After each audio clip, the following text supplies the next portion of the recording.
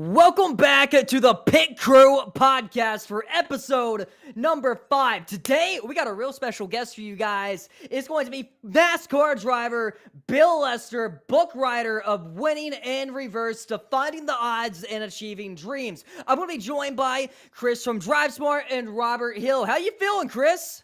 Oh, I'm feeling great. Honestly, back from Vegas, trying to get some rest. I'm getting old, dude. It's not super easy, but there's nowhere else I'd rather be tonight on a Thursday than here with you guys doing this Pit Crew podcast. And like you said, we have a super special guest tonight with Bill Lester. So I am super excited to go through this interview. And then Robert, how you doing, brother? I am doing so good. I am ready to be here tonight. Excited to be joined by Bill Lester. Can't wait to hear some of his story and can't wait to hear about that book as well. I know he's pretty excited about that one and I'm looking forward to reading a copy of it myself. All right, fantastic. Well, I guess, DLB, without further ado, we should probably bring in our special guest, yeah? Let's get it.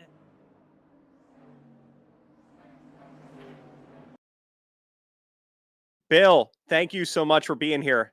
Appreciate you for carving out some time in your schedule.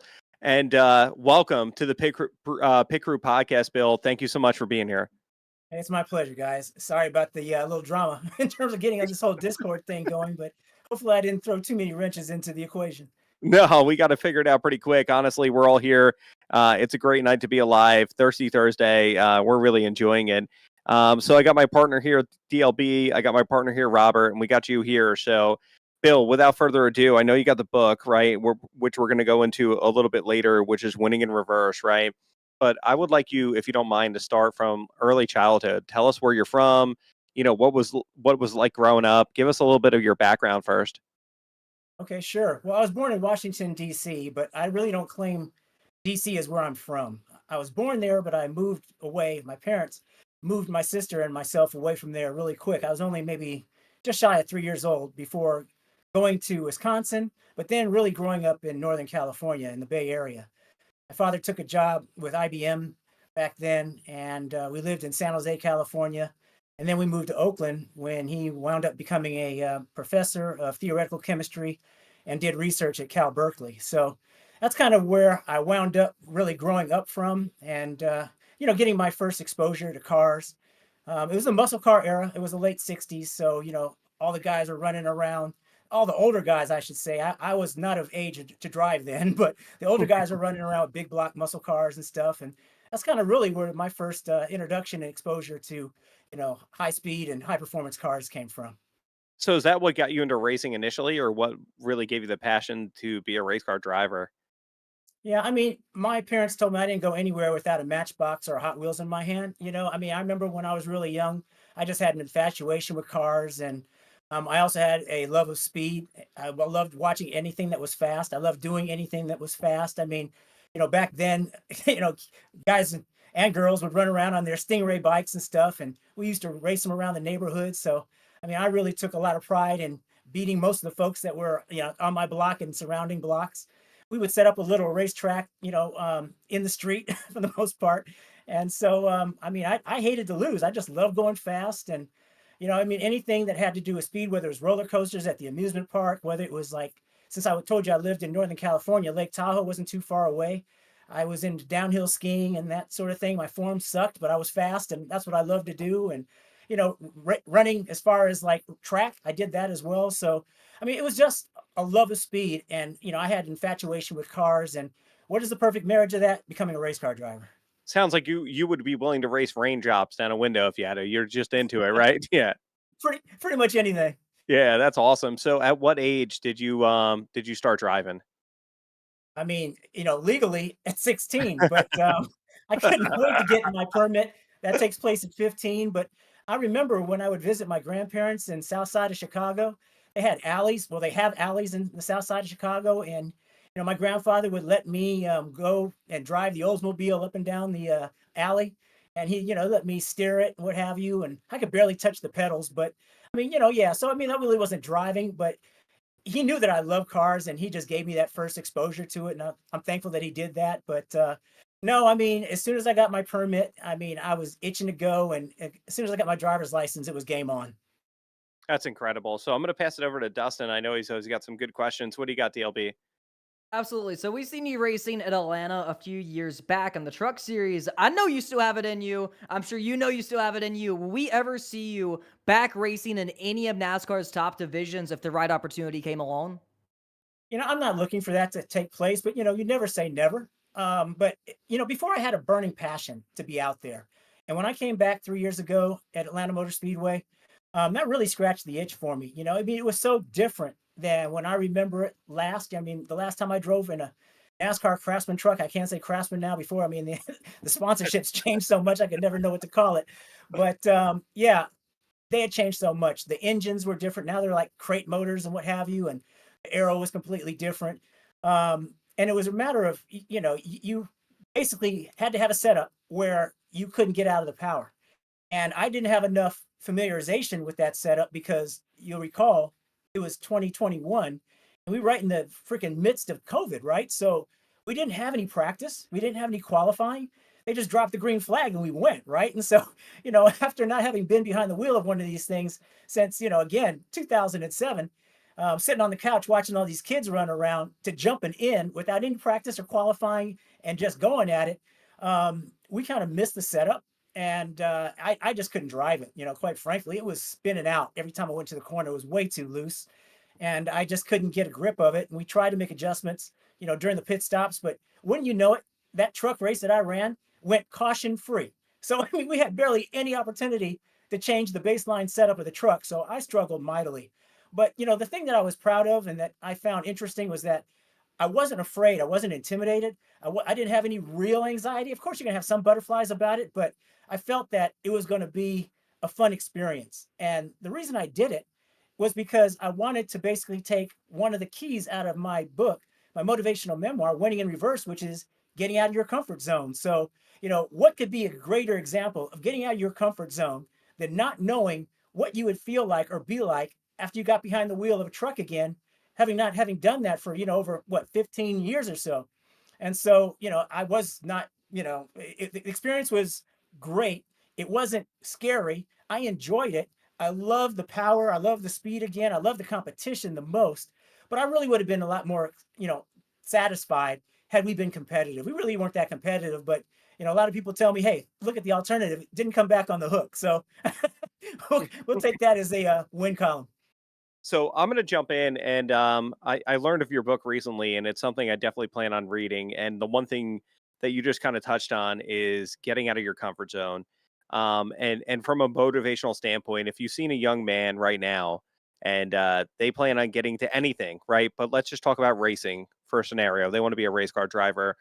What would be the first piece of advice that you give somebody who's trying to make that grind or get to where you were, or even beyond that, right? Like, what would be the advice you give a young man or a young woman at this point? Well, the number one thing I would say is determine what your passion is. Define your passion. And if it's your passion, then it'll probably lead to the drive and the persistence and everything that's necessary to see your dream come through, And that was really what it came down for me because I can't tell you all the discouragement I've had, all the doubters and naysayers and, people telling me, why are you doing this? You don't come from money, you don't come from racing, you don't have the opportunities, because I had a passion for it. I was bit by the hook at a very young age. My father took me to my first race just shy of 8 years old and Monterey at Laguna Seca. I saw a Can-Am race. For those that don't know what Can-Am is, that's a road racing series that no longer exists. But in any event, I mean, that's really where I was bit by the bug. And, that's where I got my passion for, racing. It's because I didn't see anything that captivated me or motivated me or enthused me as much as racing did. And throughout my whole life, it was all about racing. I mean, it was just like number one for the most part. My wife doesn't want me to say anything like that. But anyway, it was almost number one or close to it my whole life. And so I would say identify your passion. And then, if it's what's meant for you, don't take no for an answer. Again, get out of your comfort zone, make the sacrifices, do all the things that are necessary to realize your dream. So you brought up something really good, and everything you just said there, I appreciate. But there's always going to be, when you're trying to follow your passion, especially at a high level, like race car drive, anything, right? But let's call it race car driving because it's a super competitive sport. And you said it the best. Like, if you don't come from a ton of money, motorsports are super expensive, right? It's not easy to get into. It's even harder to compete even when you're in it. So in the long run, in almost any industry, whether you want to be a race car driver, a doctor, a business owner, like an entrepreneur, there's going to be a lot of doubters. There's going to be a lot of people that say you can't do it. And that's usually what weighs on people the most, right? The naysayers, right? Because unfortunately, people do take other people's opinions seriously. And finding that confidence. So the question I'm going to ask you is like, how do you take all the doubt and all the naysayers and put that to the side and keep that same level of confidence that you need to really perform at your best? Like, what would be that advice? It really comes down to self-belief. If you have that belief in yourself that you can do it, that this is what you want to do, then you'll definitely push all that stuff to the side. Of course, sometimes you'll get discouraged. There'll be disappointments along the way, but you just basically get back up, brush yourself off, and keep digging. I mean, I can't tell you all the times that I could have just quit, but I couldn't quit, because nothing else fulfilled me like racing did. And that's when you know if you really have a passion for something. For me, I knew because, when I was going through engineering school, and I had to go through engineering school because my parents were not going to buy me a race car. I got a very late start in my career. I was in my 20s before I got behind the wheel of a race car, right? I mean, it was a situation where I couldn't stand doing what I was doing, but there was a goal. I knew that I had to do what I had to do to get to where I needed to go. And so that's what I did. I went through all the discouragement. I went through all the difficult times because I knew at the end of the day, this was going to be the only way that I was going to be able to live my dream, to, fulfill my goal, which was to go racing, because I couldn't rely on mom and dad's money. It wasn't there. There was no real money in the family. My family didn't understand racing. They couldn't understand why I'd want to go on there and, 100 some odd miles an hour with a helmet on. I mean, first time I brought my helmet home in SCCA, Sports Car Club of America, amateur road racing, you got to put your name and your blood type and your birth date on the back of your helmet.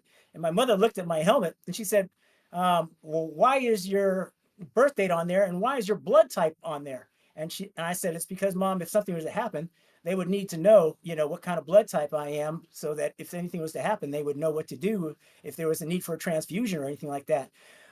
So in any event, there is a lot of doubt. There is a lot of questioning yourself.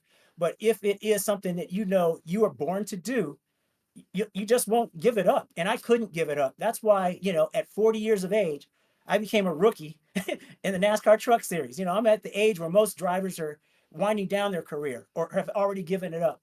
And here I am, bright-eyed and bushy-tailed at 40 years of age, jumping behind the wheel of a Craftsman truck on an oval, an environment that I had no real experience or, familiarization with. I mean, I came up sports car road racing, turning right, turning left, 14, 16 turn corners and, upshift, downshift, not dropping into fourth and turn left, right? So it was very, very difficult for me to do it. And it's very frustrating, but I always knew I wanted to do this and it was up to me to see it through. So at the end of the day, the answer, to your very long answer to your short question was self-belief. If you have that belief in yourself, you can get it done. Yeah, that's incredible. Honestly, in almost anything, right? Because you got to believe in yourself more than anybody. So I'm going to pass it over to Robert because Robert is like our podcast historian, for a lack of better term. So Robert, I'll pass it to you. What do you got, brother? Yeah, Bill. Obviously, first off, thank you for joining us here today. It's a great pleasure to have you on the show. You mentioned engineering school, and that led into a career at HP. How did that lead to a race car? Where did the opportunity first arise for you to step into a NASCAR Craftsman truck at the time and go out there and turn some laps? A driver that didn't have the same upbringing in his career as everyone else.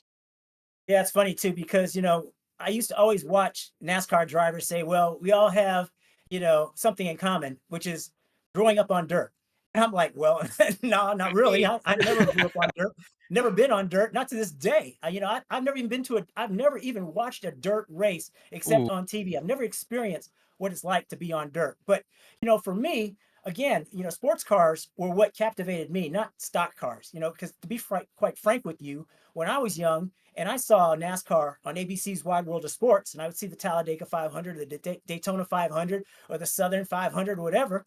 I mean, I saw a bunch of rebel flags, and I saw a bunch of cars going around in circles and trying to stay off a concrete wall, which I didn't understand. And I saw a bunch of drivers that didn't look like me and definitely didn't sound like me. I have no Southern drawl. So when I would hear a lot of these drivers speaking, I was like, what are they saying? I can barely make out, the dialect was so strong. The Southern drawl was so strong, so for me to wind up in NASCAR, I would have never thought that starting out. Right.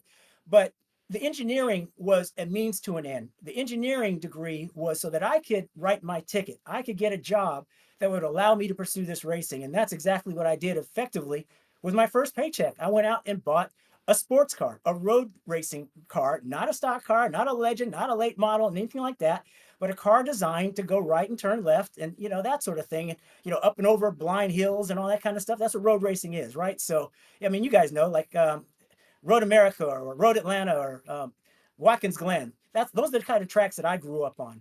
And so I thought my career would take me to, the 24 hours of Daytona, which it has, 24 hours of Le Mans, which I didn't quite get there, or maybe Indy cars, because they went on road courses. But I never thought I'd wind up in NASCAR. But lo and behold, I bought my first amateur race car. I got Rookie of the Year from Northern California. Then the next year, I got Northern California Road Racing Champion from my class, and I thought I would immediately turn pro because, I'd done these things in such a short period of time. Well, that's when I found out that racing is, more than just what you know, but who you know, right? You got to have the relationships, the networking. That's another thing that I bring out in my motivational memoir. I identify 8 keys, and one of the most important ones as well is networking, the power of networking. And realizing that, if you're not born with a silver spoon in your mouth, you're going to have to reach out and network with other people that can hopefully help you along. And who knows, maybe you can help them along. You never know what the power of networking is going to bring to you. But anyway, I started out road racing sports cars. I did extremely well, thought I would turn pro.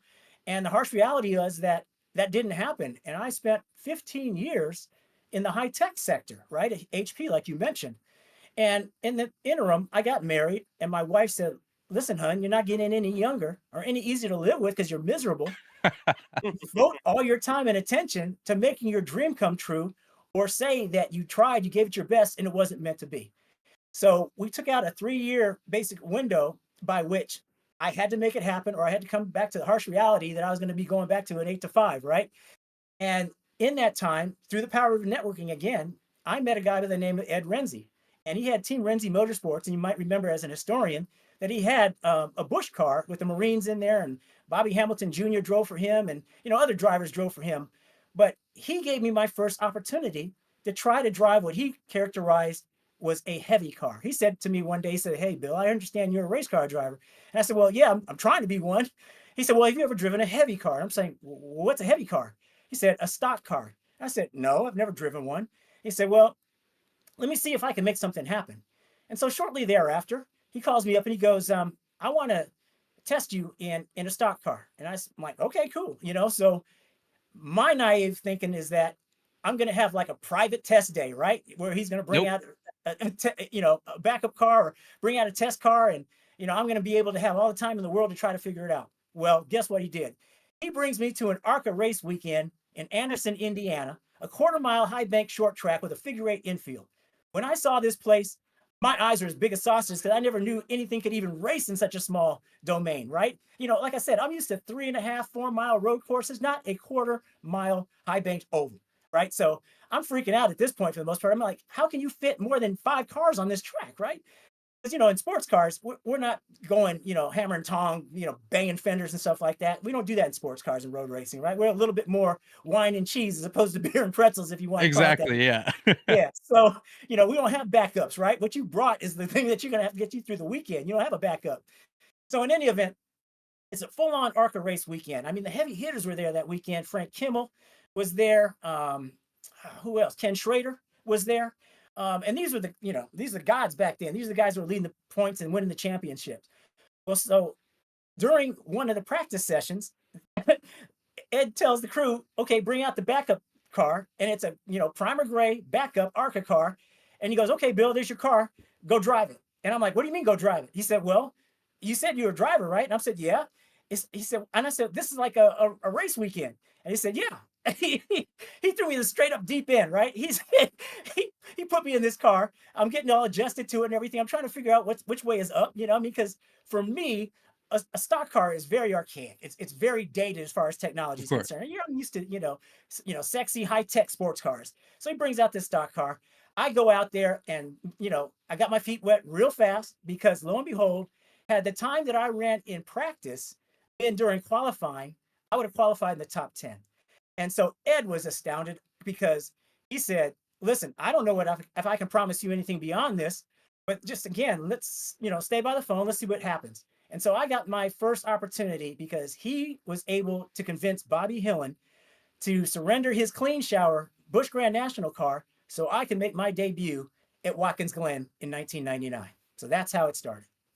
And did you find it easier to adjust to those cars being on a road course, something that you knew from your past experiences racing? Obviously, completely different in a stock car, but still the lefts and rights are kind of home to you. Absolutely. I mean, Ed didn't throw me in the complete deep end because he didn't start me on an oval. He started me on a Yeah. road course. And, I mean, because, yeah, I mean, the dynamics of the car are so different from what I'm used to. I'm used to like independent rear suspension as opposed to a, solid axle with a Ford 9-inch and a, tube frame chassis. The cars I was driving didn't really have, I mean, they're more, again, higher tech materials, carbon fiber and monocoques and stuff like that, not a stock car, right? So, and I'm used to downforce. I'm used to a big braking package. I'm used to a wide tire with a lot of grip. I'm not used to a car that doesn't want to stop.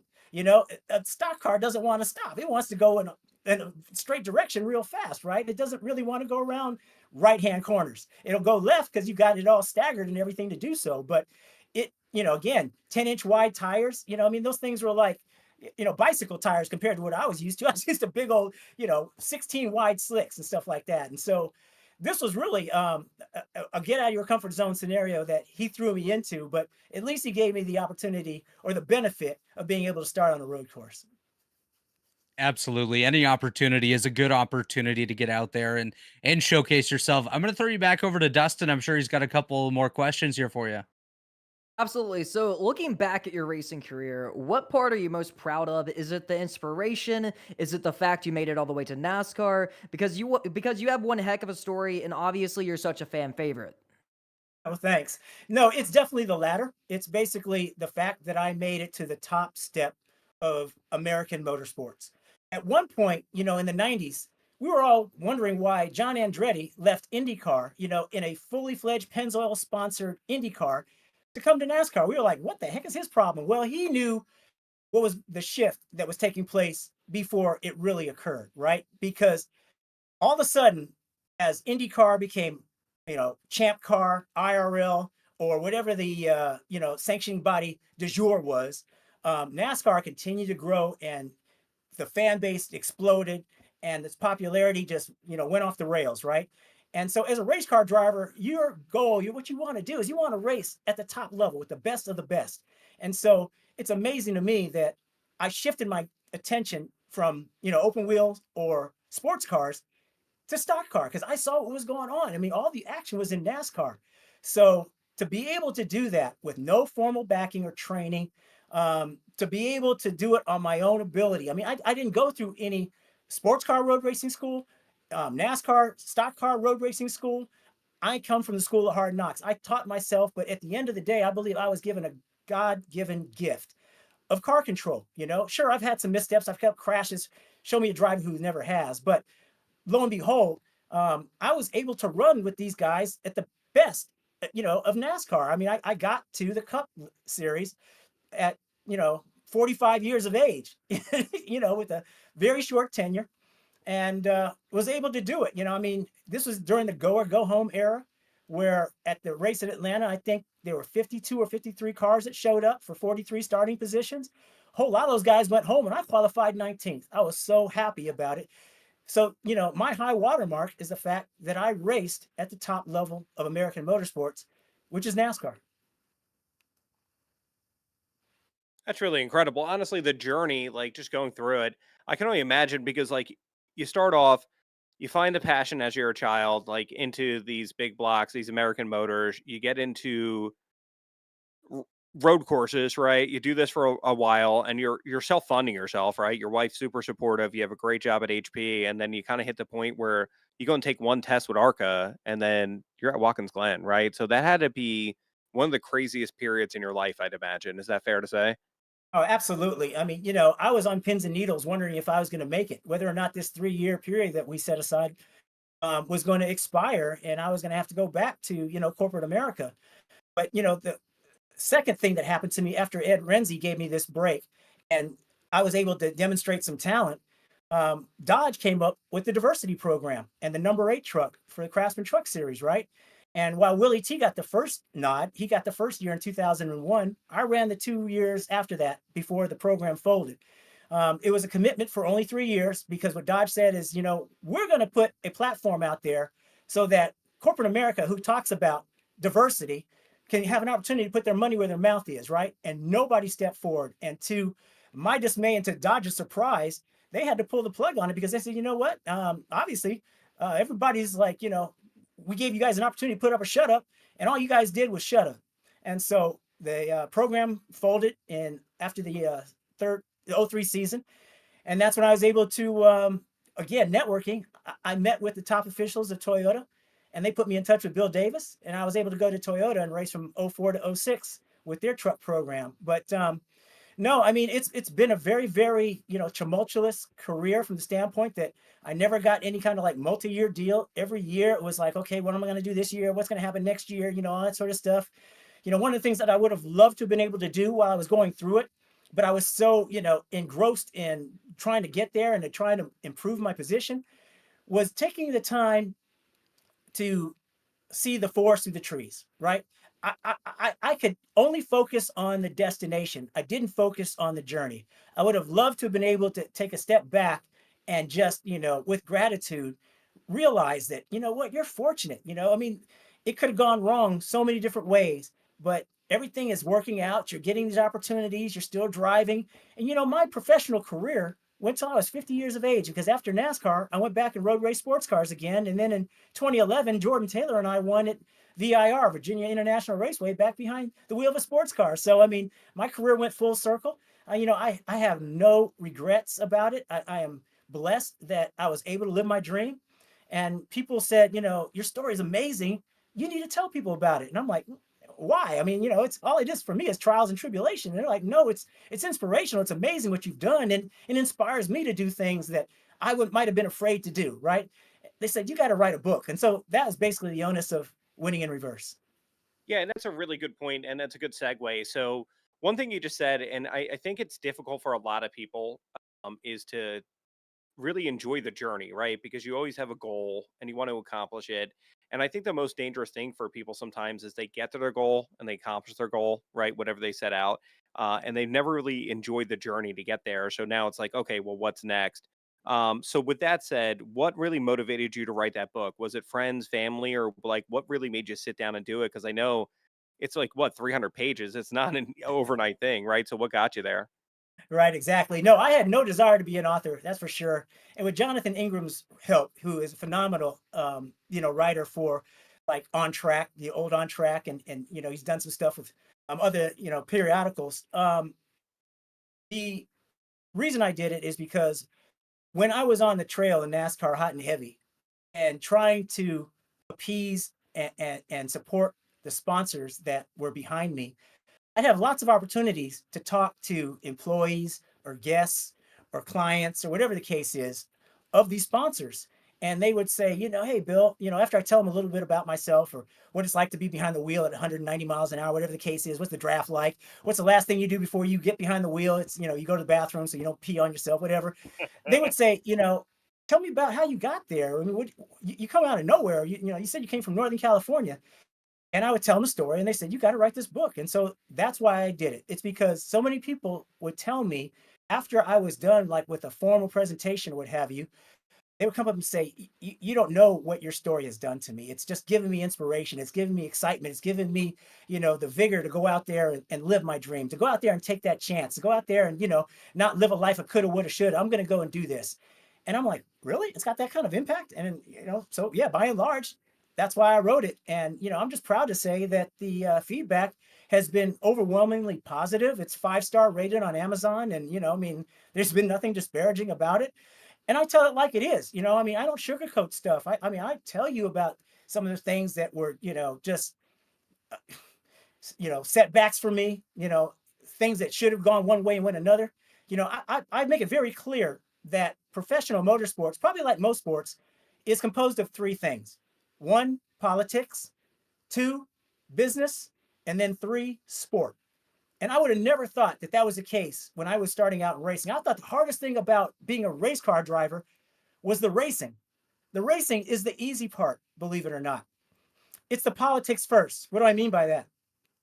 If you don't come from a silver spoon, which I don't, or basically trust fund kid, which I call a lot of these drivers that are out there now, you have to basically sell yourself to a sponsor. And that's the politics of the sport. You have to be in the room where there are people that can make your dream a reality. I call them TREs, or target rich environments, right? You got to be in that circle so that people know who you are and they'll give you a shot to pitch yourself, right? So then that leads me to the second thing, which is the business aspect of motorsports. What I mean by that? Okay, so now you have somebody's time and attention. How are you going to sell them on getting behind you, as opposed to all the other things that they could do, all the other avenues that they could spend their sports marketing dollars at? When you talk about NASCAR, you're talking about at least 6, typically 7, or maybe even 8-figure spends, right? This isn't chump change. This is not, discretionary funds. These are mainstream marketing dollars. So that is the business aspect of the sport, which is, what is the return on investment that you can provide and guarantee that company?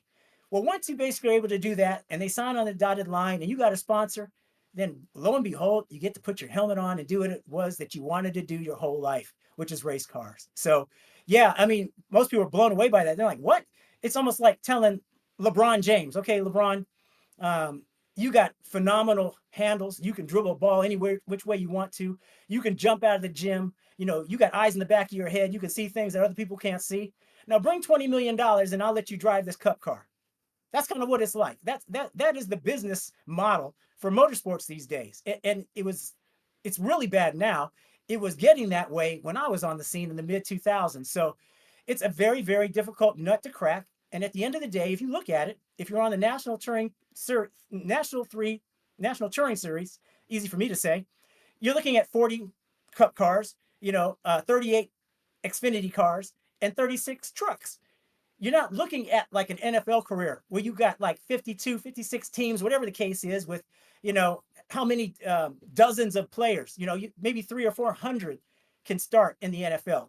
You're talking about, about 100 starting in NASCAR. So you talk about one of the most competitive fields that you can virtually throw yourself into, with the fact that you got to bring support. It's insane.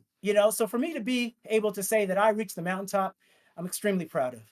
And honestly, you're in such a crazy. Well, I said it to Kyle, right? We've had a few guests on here. You're episode 5, and from a sponsor standpoint, my perspective is it's such a crazy business. I've never seen a business where you can have the most talented driver in the world, regardless of where they came from. The talent could be all the way there, but if they don't, like you said, have the politics to know how to get into the circle, and then they don't have the business to know how to raise the money, they hardly ever get a seat, right? It's a really, really, really tough business. I've never seen anything where somebody like you, Bill, you might be the best driver that we could possibly pick, but if you don't have $20 million to get into a car, you're watching on the sideline. So what do you, I guess, to kind of I don't want to sound like jaded, but I kind of understand where you're coming from, right?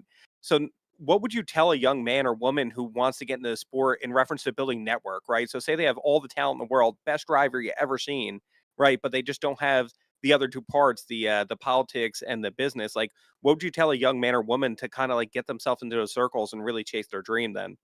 And that's really what it is. You hit the nail on the head. I don't have to really say anything. It's that networking. It's getting in those circles, in those target rich environments where things can, come together for you.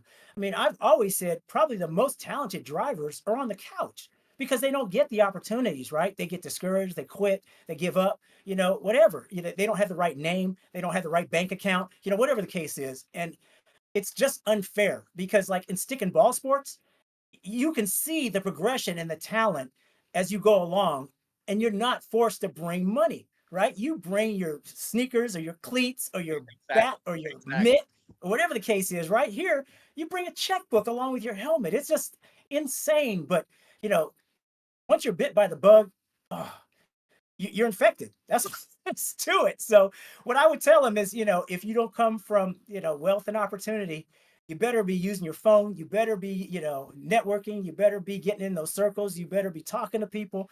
I mean, turning over no stone, because again, the team owners these days, they wait for the drivers to show up with the money. They provide the infrastructure, sure. They got the, the shop, they got the transporters, they got the, the personnel, they got the tools, but the operational budget, that's on the driver. By and So large, it's on the not driver. to not to single out NASCAR, so we'll just put it to the side, but all of Mhm. motorsports, all the organizations, what could they do from your opinion? What can they do to reach a bigger community, a broader community, and go and find better talent versus money? Do you think it's just so far beyond that at this point that if you don't have a checkbook, it's not possible? Or if you were in charge, right? If I gave you all of racing, Bill, you're in charge of every racing sport in all of America. What would you do to be able to reach a bigger community and get the best talent, not the most trust fund, right? Not the most trust fund driver, but the best talented driver. Like, what could you do as a sport to like, help that? Well, the unfortunate truth of the matter is right now that I think the model is so broken that I don't know how you could, or if it's possible to recover it. Because, you know, a lot of people say, okay, well, you start at the grassroots level. Sure, okay, that's fine. You start at like the karting level, or the quarter midget level, or whatever the case is. Well, I don't know about quarter midgets, but I can tell you about karting, right? Because I know a lot about sports cars and road racing. If you start out a kid in a single digit years, we're talking like 5, 6 or so years old, and you want that kid to try to start competing at a national level as a kid, that's a six-figure expense to the family. 6 figures to go and race for a national karting championship.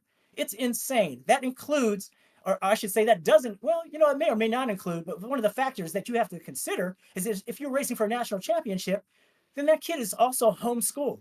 You can't put that kid into school and expect them to be able to have their regular, scholastics, academics, and then be able to travel and gallivant all across the country. So it starts out very young, and it's starting out younger and younger every day, right?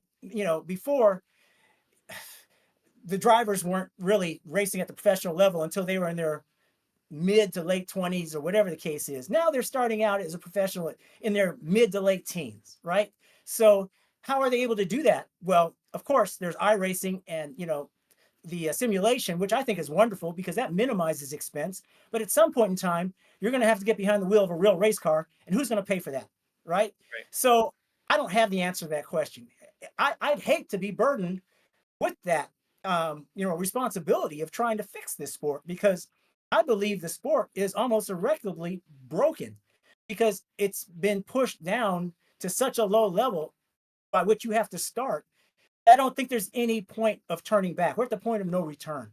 I mean, you see like these NASCAR kids that are out there in these little itty bitty carts, right? They're 3, 4, 5 years old. I mean, they come from that privilege of that opportunity and all that kind of stuff. And even in road racing, it's the same thing. And I'm sure in Indy cars, it's probably the same thing with their kids karting and stuff. I mean, you see these kids on these national karting tours and circuits, and I mean, they're on their smartphone when they're not behind the wheel because that's the only thing they know how to do. I mean, it's insane. I think the mold has been broken, and that there's no turning back, I hear you, unfortunately. but at the same time, and I hope no one takes this the wrong way, NASCAR just got $7.7 billion from Amazon to go stream it, which is great for the sport. I want to see the sport grow, but you could take some of that money and trickle it down right to the grassroots and have a program where, like you said, iRacing, you can have a fixed series where some of the sponsorship money overall from NASCAR kind of trickles down into the grassroots, right? And it helps to offset or subsidize some of the cost to give people the ability to at least get some exposure, even if that's at the lowest level. And then if they grow through and they show promise, right? So at step one is getting through the politics, right? Step two is the business, right? If you are able to subsidize some of that money and trickle some of that money down into the grassroots, and these young men and women are performing, then it's going to get them into the circle to be able to do the politics, and into the circle to be able to do the business and build that network. I feel like it is such a, and you said it's so good. It's like if we want to go play basketball after this podcast, all we have to do is get a pair of sneakers and a basketball. We can even get an egg carton to shoot it in. And what does it cost us between the three of us? If we go to Walmart, what, maybe $100 at most. But if we wanted to go race a car after this, we have to put up what, $15,000-$20,000 at a minimum. The barrier entry is so bad and so tough for kids to get into. And I feel like that's one thing not just NASCAR but motorsports can do a better job at, is giving more of an opportunity for young men and women to get into the sport, and giving a better way to get a pathway to getting into the sport, because it can't just be trust fund money, because ultimately eventually it dries up, right? Like, these guys are running around, like, you can't expect every racing family to go have another 4 kids that are going to race cars forever. It just doesn't go that way. So with $7.7 billion coming into the sport, like, isn't there something they can do to trickle some of that money down to make a fixed series and help young men and women be able to at least get some exposure into the sport? Well, I mean, let's put it like this. I'm not sure NASCAR is going to do that. They're very good, and I've always said that at spending other people's money, not their own. And so I'm not convinced. I like your, glass half full perspective on things. Yeah. I love it. I mean, I wish that would come true tomorrow. But no, I mean, NASCAR has been bleeding, as quiet as it's kept for quite a while now. They have been in dire straits, and so I think that they are going to, kind of continue to try to pad things or backfill or whatever you want to call it.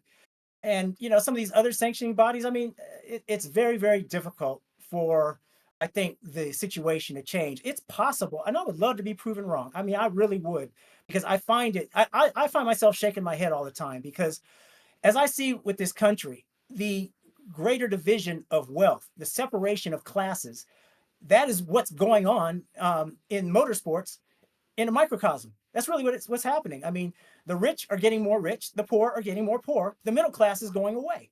And I don't really see that changing anytime soon. And I think basically, again, motorsports is just symptomatic of that situation. And I'm not convinced that these sanctioning bodies have an edict to make anything different. So, I would be pleasantly surprised if something like that were to happen. I mean, I love your optimism on it. So more power to you. Yeah, you gotta be optimistic, but I understand exactly where you're coming from, and everything you said is super deep. And since I represent the brand, I can't go into my opinion right now of what everything you said, but I'd love to hang out with you after this and have a conversation. So before I get myself in trouble, I'm gonna go ahead and pass it to Dustin one more time. So you did it all, achieving your dreams, being a race car driver, motivational speaker, a book writer. But for the classic NASCAR fans, what can we find Bill Lester doing today after this amazing career? You know what my favorite pastime is now? Golf. I love golfing. It's not my passion, but I love to do it. And so whenever I have free time, that's what I'm doing. I love the outdoors. I love being the first one out there when, the dew is still on the grass, on the ground. You don't see anybody else's, footsteps. There's a course that I play with some buddies, and it's a walking course. So, forget the golf cart. We're out there walking, with our bags and stuff like that. And, it's just so rewarding. Why is golf so rewarding? Because it's so counterintuitive to play, right? To get the ball up, you got to hit down on it, right? So, just in that respect, it's counterintuitive. You think you got to hit up on it to get it up in the air. No, all you do then is skull the ball, right? And hit it thin. But I really enjoy doing that. It's a mental challenge. And that's one of the things that, after having gotten away from my professional racing career, where everything was about challenge and pushing myself and challenging myself, golf is something where, you're not playing against your buddies, you're playing against the course. You know what par is, you know what birdie is, you know what a bogey is and all that stuff. And you're trying to just get better and better. And golf is something where you can never be the greatest, or, well, I mean, there's some people that say the Tiger is the greatest, but then there's a whole lot of people that say he's not, that, Jack Nicklaus or whatever. So, no, I mean, I that's where you find me. If I'm not out there doing that, then I'm basically really proud of my two sons. My oldest son, he's in his junior year at Emory in business school. He's going to be an intern with Google in Northern California this summer. His mom and I were elated. And my younger son, who's the artist, he's the creative one of the family. He got accepted into SCAD, which is Savannah College of Arts and Design. So his mother and I must be doing something right because we're just proud parents. That's what's up. Absolutely. That's always great to hear. Always good to see a proud father. So I'm going to go ahead and pass it over to Robert Hill. I'm sure he has some good questions here for you. Yeah, Bill, obviously, you look back through the years of NASCAR, there's drivers such as Wendell Scott, yourself, Willie T. Ribbs. Now we have drivers such as Bubba Wallace and Raja Karuth, who just picked up the 10th victory by an African American driver just this past weekend. Have you had a chance to work with the drivers such as Bubba and Raja over their career, maybe giving them some sort of motivation and mentorship coming up as somebody that doesn't necessarily fit the quote unquote mold of your typical NASCAR driver? Yeah, Bubba and I are pretty close. We're pretty tight. He actually wrote a blurb, which is like a little introduction and credit for my book. And he and I are in very constant communication. We talk about a number of things. I encourage him as much as I can. Also, um, try to make sure that he doesn't get too down on himself because historically he suffered, I would say, from some mental illness issues, or mental health, I should say. And yeah, he's in a much better place now, and I'm very proud of him. I mean, I was watching Bubba when he was going by Daryl for the most part, and he Yeah, was hanging out with Blaney on the skateboards and stuff like that. I mean, he was just a kid wet behind the ears and all that. And I looked at him, I'm going, look at this little kid, right? So, but no, I'm very proud of the man he has grown into. I think he's done a great job with the platform he's been given, and there's no question about the talent he has. So he's doing things, as far as I'm concerned, the right way and to the best of his ability. He's his own man, and there's nothing wrong with that. That's what I think, and I commend him for the most. He's his own man, right? Now, as far as Raja is concerned, I really don't know Raja very well. I met him for the first time last year at a what was it? Some kind of symposium or conference that was in Atlanta. And I am so proud of him for what he did, when he got that win, because he put it together. I told him when I met him, I took him aside and I said, stop pushing so hard. I said, just let it come. You're going to get there. Because I would see him do things to try to force the issue, right? I mean, he wanted it so bad. And I understand. We all as race car drivers want it bad. But you got to manage it. You got to not force a square peg into a round hole and all that kind of stuff. And that's what happened at Vegas. He basically knew he had a good vehicle. He managed the race and he got that win. And, I'm really elated for him. And, I mean, there's LeVar Scott in the pipeline and, various others. So, I hope that at some point we'll stop talking so much about, the first black driver to do this or the next black driver, whatever the case is that the media loves to harp on.